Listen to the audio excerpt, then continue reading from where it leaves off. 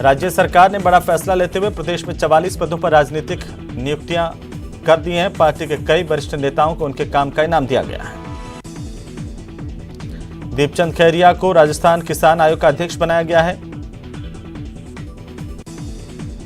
धर्मेंद्र राठौड़ को राजस्थान पर्यटन निगम का अध्यक्ष बनाया गया है, तो धीरज गुर्जर को Rajasthan state seeds corporation limited का अध्यक्ष बनाया गया है।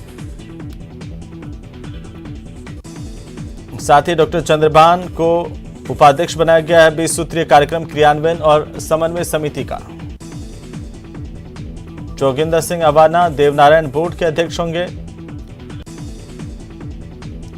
भारत ने चीन पाकिस्तान आर्थिक गलियारा और जम्मू कश्मीर पर दिए गए बयानों को लेकर ऐतराज जताया है। विदेश मंत्रालय की तरफ से कहा गया कि जम्मू कश्मीर और लद्दाख भारत का अभिन्न और अविभाज्य अंग रहा है और रहेगा। हम उम्मीद करते हैं कि संबंधित पक्ष भारत के आंतरिक मामलों में हस्तक्षेप नहीं करेंगे। स्वर कोकिला लता मंगेशकर को लेकर महाराष्ट्र सरकार की ओर से बड़ा ऐलान किया गया है। महाराष्ट्र की उद्धव ठाकरे सरकार ने फैसला किया कि मुंबई में लता मंगेशकर मेमोरियल बनाया जाएगा।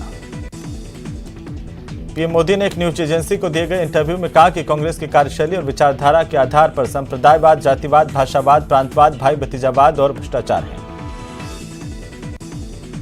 प्रधानमंत्री ने कहा कि देश की जो हालत है उसमें सबसे ज्यादा जिम्मेदार कोई मुख्यधारा है तो वो कांग्रेस है।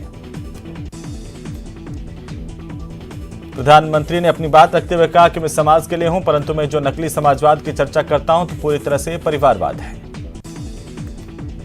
पीएम ने कहा कि एक बार उनको किसी ने चिट्ठी भेजी थी और इस बात की जानकारी दी थी कि समाजवादी पार्टी में एक ही परिवार के कितने लोग राजनीति में सक्रिय हैं।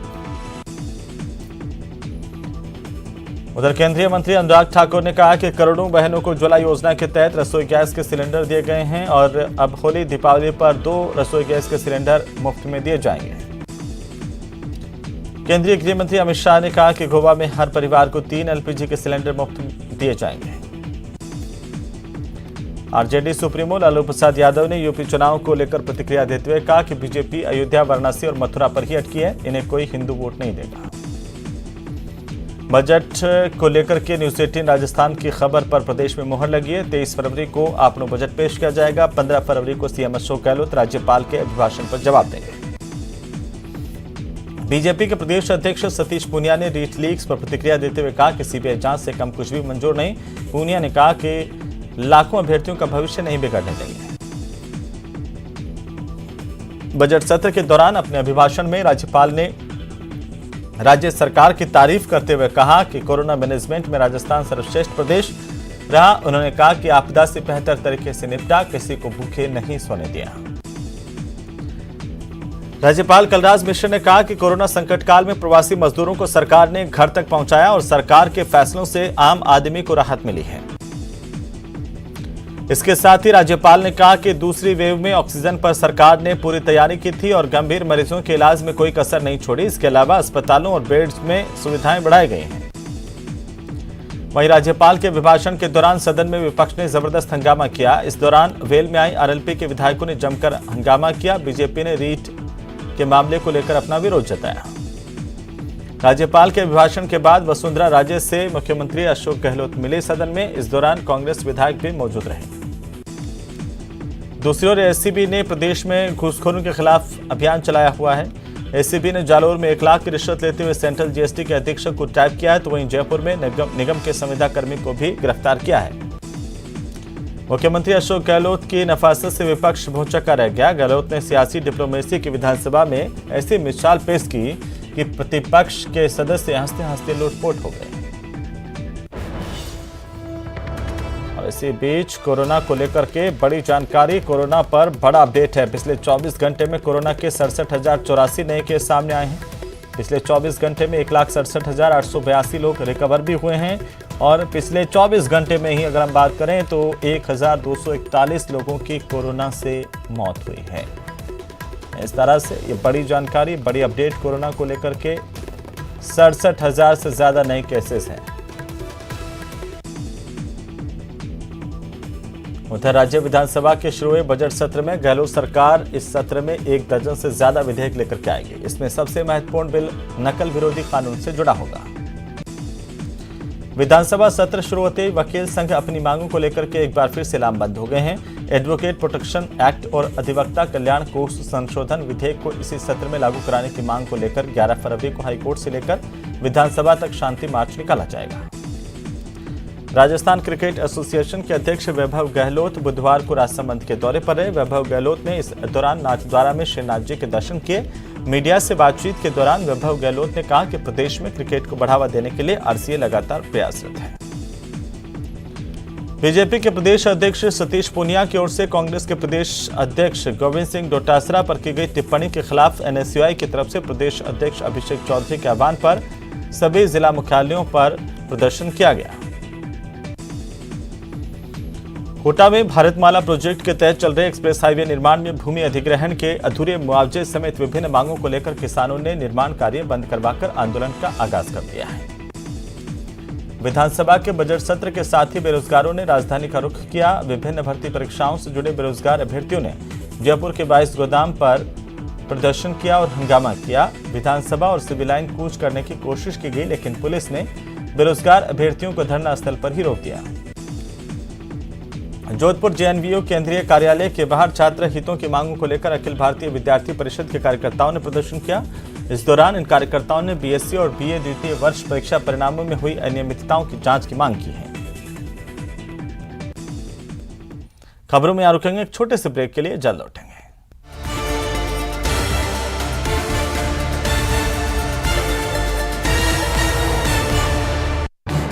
इस न्यूज हेडलाइंस के प्रायोजक पेट सफा आयुर्वेदिक जूस, पेट सफा हर रोग दफा।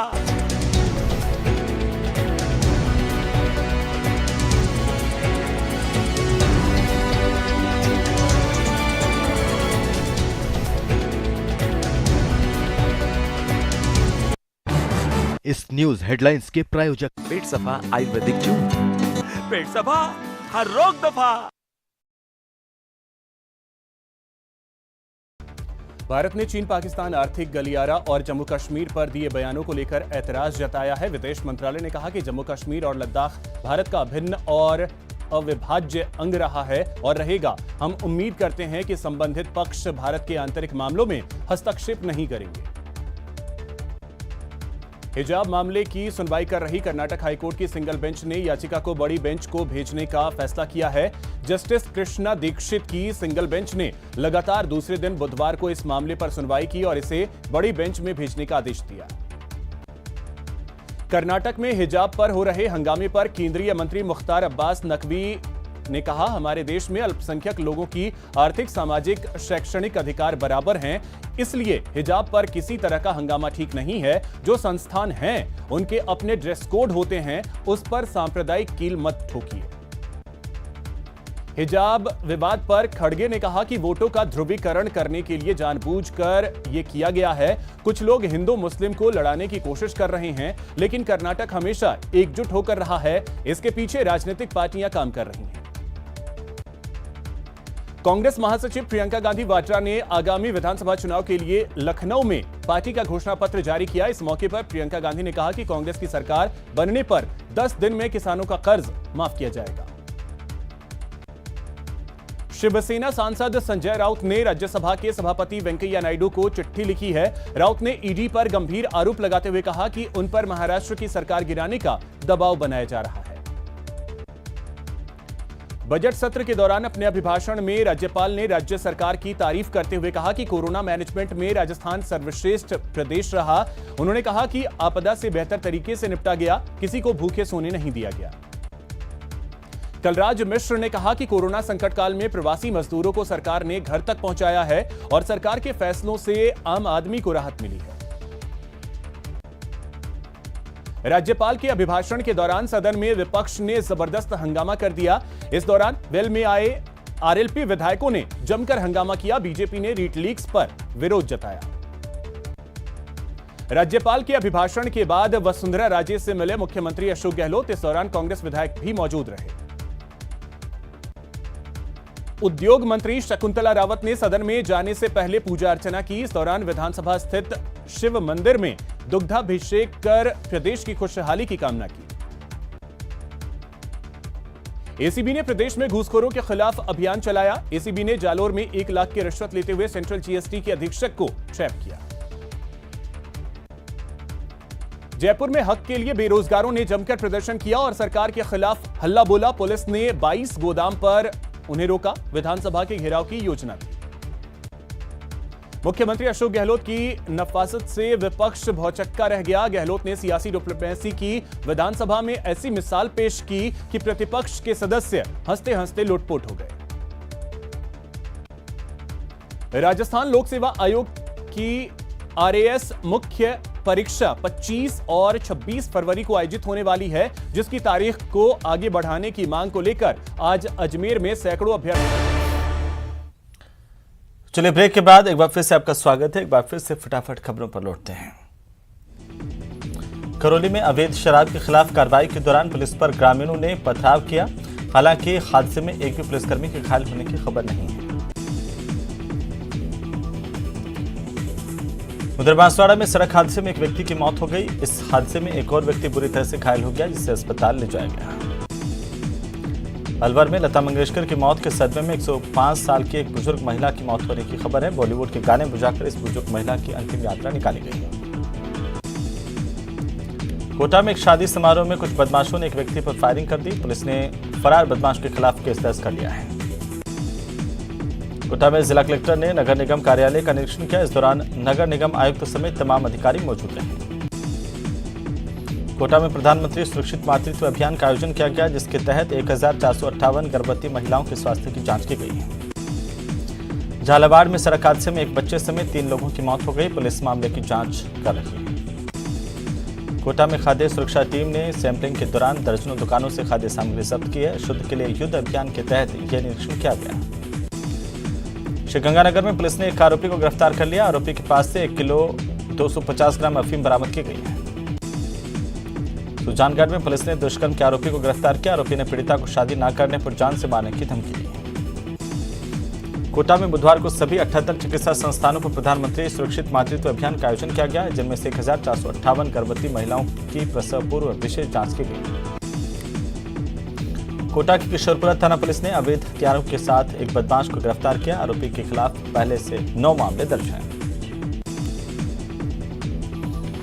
कोरोना टीकाकरण महाअभियान के तहत कोटा को 20,000 डोज कोवैक्सीन की मिली है। बुधवार को 247 केंद्रों पर आयोजित सेशन में 5,929 व्यक्तियों को वैक्सीन लगाई गई है। बांसवाड़ा शहर के ओजरिया बाईपास स्थित सब्जी मंडी में व्यापारियों के 2 गुट आपस में भिड़ गए। इसके बाद एक पक्ष ने मंडी के गेट पर ताला लगाकर प्रदर्शन किया। जालौर में एसीबी ने बड़ी कार्रवाई की और सेंट्रल जीएसटी के सुपरिटेंडेंट को 1 लाख रुपए की रिश्वत लेते हुए गिरफ्तार किया है।